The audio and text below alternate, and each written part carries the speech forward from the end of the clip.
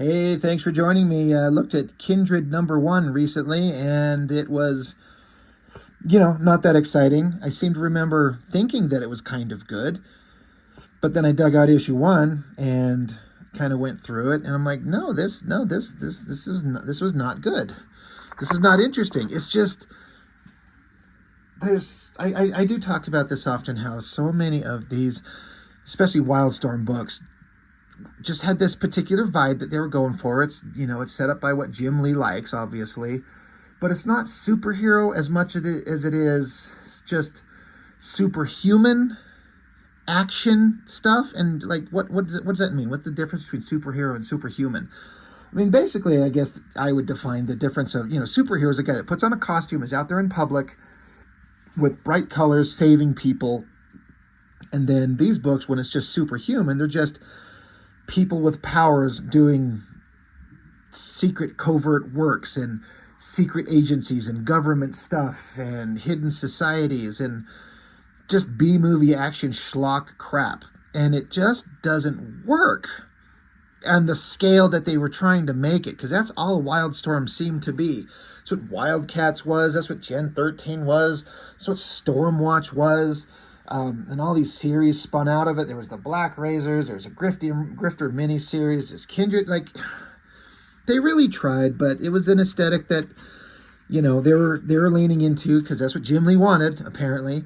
A lot of us grew up, we love the artists and the fun and nostalgia that we had for these things as kids. When you go back and kind of look over them, it's like, there's nothing there. So, issue one of the Kindred, I wasn't particularly thrilled with. It was just all set up. That's fine. Is issue two any better? A little bit. A little bit more interesting. Story by Jim Lee and Brandon Choi and Brett Booth and Sean Ruffner. Like, good Lord. Pencils, Brett Booth. Ink, Sal Regla. Any other assists of any kind of... No, it doesn't look like it. I do feel like I kind of have to give Brett Booth appropriate credit. I was talking about how he's still drawing to this day. And he's got a Patreon that I'm not part of, but I'm kind of actually thinking of it. But I know some people that are part of it, and they'll share some of the penciled work that Brett Booth does. And he has become like A-level artist, in my opinion. Like, I want to see this guy drawing a book. And I'm like, he must not be drawing anything. But then somebody reminded me that he recently drew some of the new Spawn stuff for McFarlane. And I'm like, oh, that's right. I'm not reading anything Spawn. Fuck that. That's one of those things where usually I'll pick up a book even if I'm completely uninterested in the book or the story. But if the artist I love, I will get it. But I am just so sick to death of the concept of Spawn. I'm like, no, not getting it. Not worth my time. I want to see Brett Booth draw something that I would personally be interested in. I'm selfish that way. But I guess what I'm trying to get at is that I was not... Well, okay, I was going to say I was not a fan. I was kind of a fan when he started, and I kind of liked it. But then as time went on, I started seeing the little things that I don't like about the artwork, that because it's not the Jim Lee or the Mark Silvestri vibe. They're not quite at the level of those masters. And so it becomes like one of those second or third tier artists that are fine, but it's not enough to sell me on a thing. But as I go back and look through these books, I got to give credit. Like, I don't feel like Brett Booth cuts any corners anywhere. He throws in all the detail. I don't know that he was ever known for being slow. I feel like he was always putting out the work. And you could just see he was going for big, explosive, visually interesting pages, putting in the time and the effort. He just had a style that didn't quite connect with me. But holy crap, does he now? So I feel like I kind of need to give him all due credit. Even though, again, this stuff is not amazing, I have to look at it and be real and be like, it's actually pretty dang good. Like, all things considered. He does some, I guess my thing that I dislike the most about Brett Booth in this era, he does some weird things with facial structures. Eyes, noses, mouths, cheekbones. Everything else is pretty damn solid. I can't help but look at this splash page of a jet rocketing through the sky and go like, I've seen that in X-Men 1,000 times. Lot of words. Fuck reading that shit. Who cares? It's the same kind of Wildstorm nonsense stories that just are not interesting, really. But the basic setup is that they kind of got Backlash himself, the guy that was a Stormwatch character, and sort of kind of popular at the time in terms of the Wildstorm characters. They need him to go to this island and like investigate something because there's something that's a big threat. And he's a badass, and the bad guys, the government operations, international operations, IO is their name, they can't go in there by themselves. They need a badass, and so even though they're enemies, they have like mutual goals, so they're together. So Backlash agrees to go on this mission, to go to this place and investigate this thing. And as was set up in issue 1, Grifter from Wildcats has snuck onto this jet and is going along with them, hence the reason they're both on the cover, which I shouldn't dismiss this cover. That's pretty awesome. Being for real, that's pretty badass. It's hard doing a cover where two people are fighting each other and you have to show them both in a way, but not show like just the backside ass of one guy, you know, to twist them so you can kind of see a cool shot to have them interacting. It's tricky. So this is fairly standard, generic bad guy shit, like soldiers in black leather and big technological gear with all these shiny cross-hatching rendering lines that was so popular in the day. It's both kind of over-the-top ridiculous, and I dig it. It's weird. But they're like, all right, we're coming up to this island. We got to get down there. We got to go investigate. Everyone get ready. He's like, I'm in charge. This is the guy who's like the leader of the team normally, but Backlash is here, so they're all going to have to kind of help each other out. So the jet's flying up to the island, and they can see that there's flying objects coming towards them. And so they're talking about the Kindred. I can't remember if they mentioned the Kindred. Yeah. The Kindred is some kind of... There's a bunch of bad guys at this island. They call it the Kindred, hence the title of the book. And so they're coming to the island, and somebody's flying towards them. So they take it low. They get the jet down low to the water. And then once they get up to the island, they get some height. And they do the standard thing that happens in these comics a lot, especially if you're a Rob Liefeld comic, have a team jumping out of the jet into battle. It's become such a weird cliche that I've seen so goddamn many times doing all these comic reviews. I'm almost like, I will never put that into a comic book on my own. But then I'm also like, but I almost have to, because it's so cliche and silly. It's kind of awesome. Just the team jumping out of the jet. It's everywhere. Brett Booth drew a pretty badass big close-up of the main star of the show, because the other guys are just generic loser nobodies. But while they jump out, Grifter, he's up on the jet, and there's one of the soldiers like, holy shit, who are you? Where'd you come from? And he's like, name's Grifter, your friendly neighborhood gunslinger. All right, that's sort of clever. Got to give it to Booth again. He put some detail into these guns. Grifter had these stupid laser guns, and they'd often change design, but this was a design of his weapons that I feel like he had a lot. And the layouts look good. It's exciting. It's visually cool. Grifter just starts unloading at the soldier, or so you think. The guy's like, oh my god, don't shoot me. But what we didn't see is a giant bat creature thing was sneaking up behind him. I don't think we're getting any hint of it in the background there, and that's fine. It was sneaking up. So Grifter just saved this soldier's life. And that's a pretty awesome kind of creepy bat creature monster thing. You know, that's pretty good. So Grifter saved the guy's life. And Grifter says to the guy, I bet you this jet's going to be going down and crashing pretty soon. Here's a parachute. I think you'll need it, buddy. So then, I guess Grifter lights up a smoke and then jumps out of the plane. No parachute himself. Smoke still lit under his mask, shooting his guns. It's so stupid, it's kind of awesome. He just dives out. He's like, all right, anyway, see you on the ground. You know, guns firing, smoking, mask down. And how does he land on the ground without a parachute? He's just a badass. But hell, I guess, oh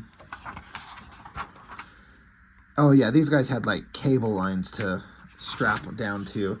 But while the jet's in the air, some of the flying bat creatures, they throw themselves into the engine to screw it up, to shut the engine off.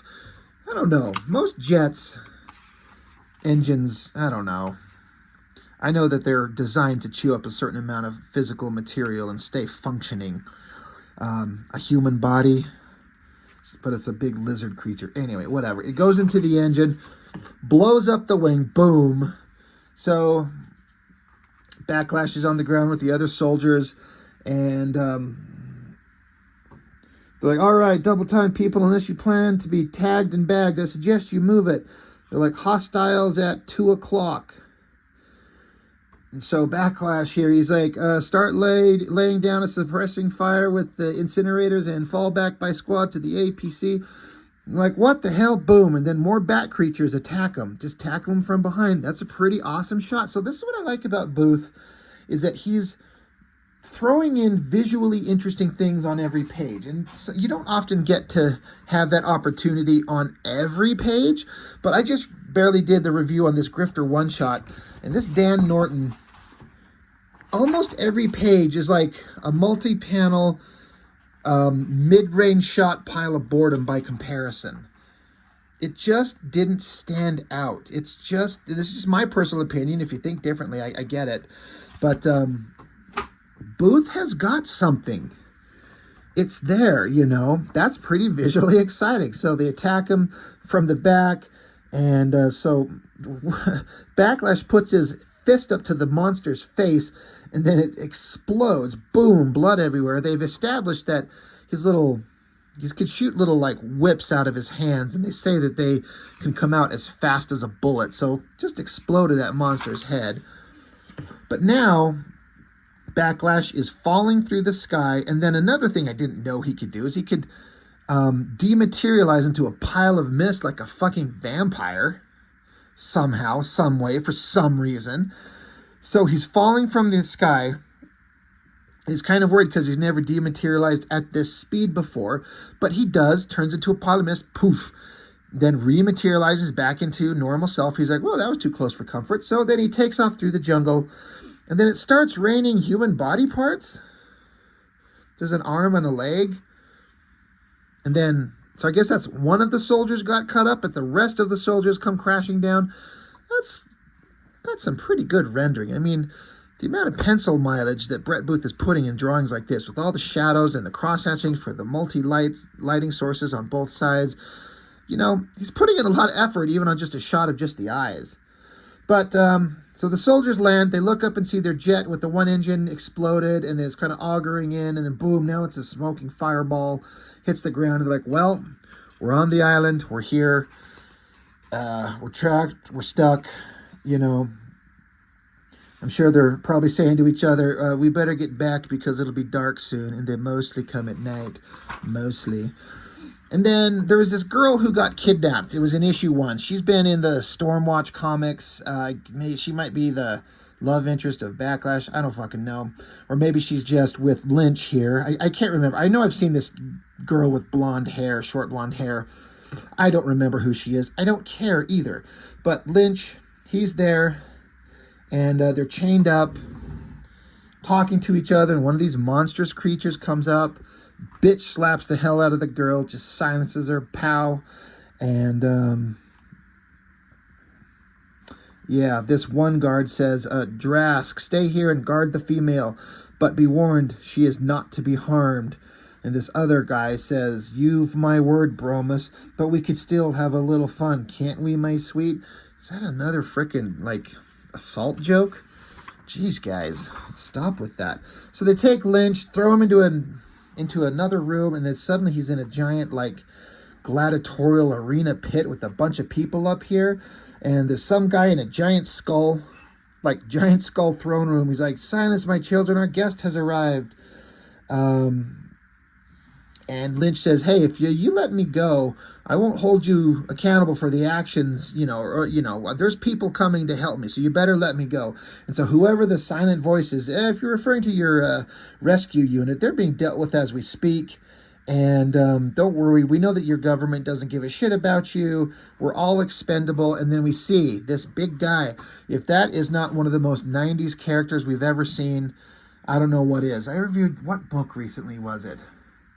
I think it was a Extreme Studios book. There was a character named Warcry. It was the most over-the-top, ridiculous design that you've ever seen in a book anywhere. And this almost matches it. Skulls and armor and belts and claws and capes and horns and chains. It's the most 90s thing ever.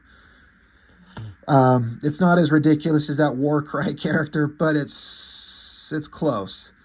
And so he goes on to explain, like, there was a team of bioengineers trying to perfect a Genesis serum, testing indiscriminately on animal fetuses, and blah, blah, blah, blah, blah, blah. And behold the result, this whole race of people that are like, I don't know, part human, part animal thing.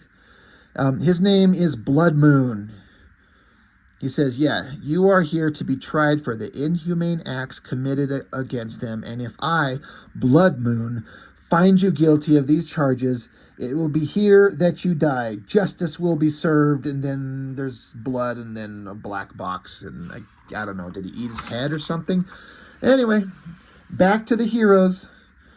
A lot of text boxes. Who cares? Again, look at what Booth is doing here. Using a big double-page spread. I mean, he has to draw a Backlash, which is awesome. But he's got to draw these generic Dork Loser backup characters in generic Dork Loser armor outfits. But he makes them look pretty good.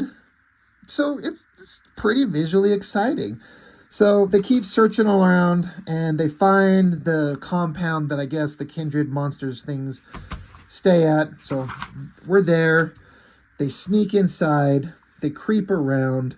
There was like a vaguely funny moment that happened here. And it's one of those things where I also kind of appreciate that they're making Grifter be really good at his job. He's sneaking around. No one knows he's there. He's sneaking into everything.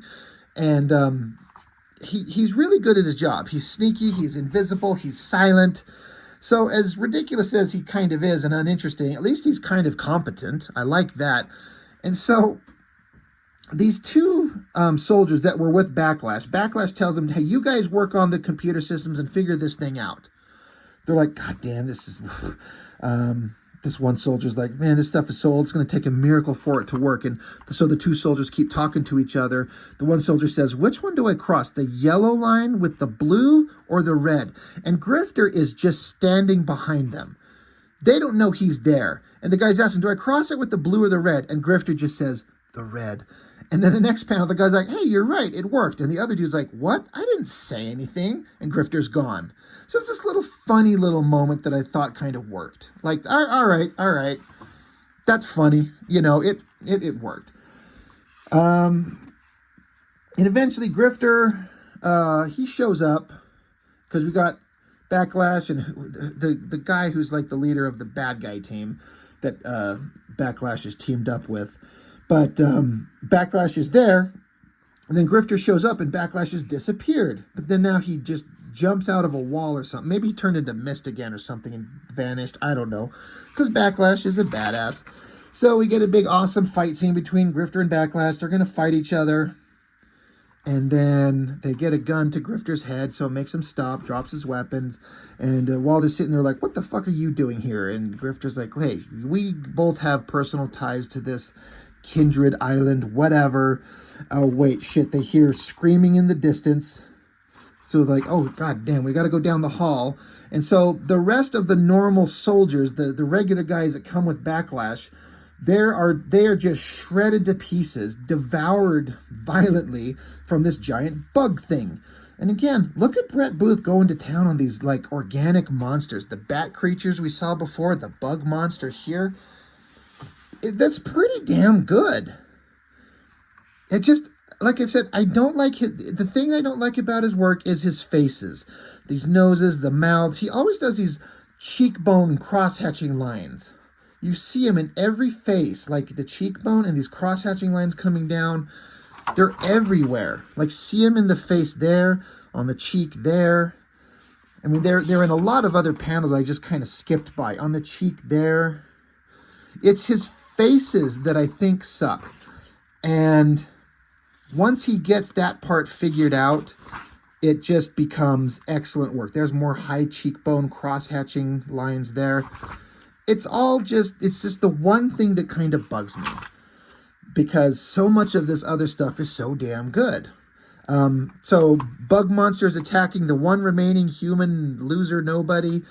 Backlash is going to use his laser whip thing, but it doesn't work. So now they just got to use guns to start attacking and defending themselves, because I guess there's multiple bug monsters all over the place. So now they're back to back the way they used to be when they were on Team 7 and fought together, and they run out of ammo, and they're like, well, I guess we're dying together. And then there's blood and screaming, and blood just kind of drenches the panels, and to be continued.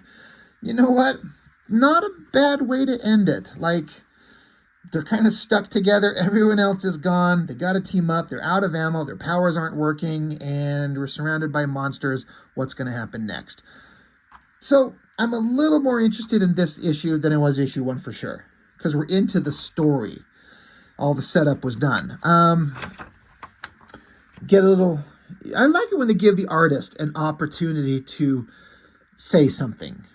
He's like, thanks for getting the next issue of Kindred. I'd like to thank all the fans who bought Kindred #1. The book's sold out. Thank you to all the creative teams that work with me, the colorists, the inkers, everything, etc., etc. And he's just excited to be doing this job. And we get to see a picture of the guy, you know. I'm sure he's probably embarrassed by that picture from 30 years ago, but who wouldn't be?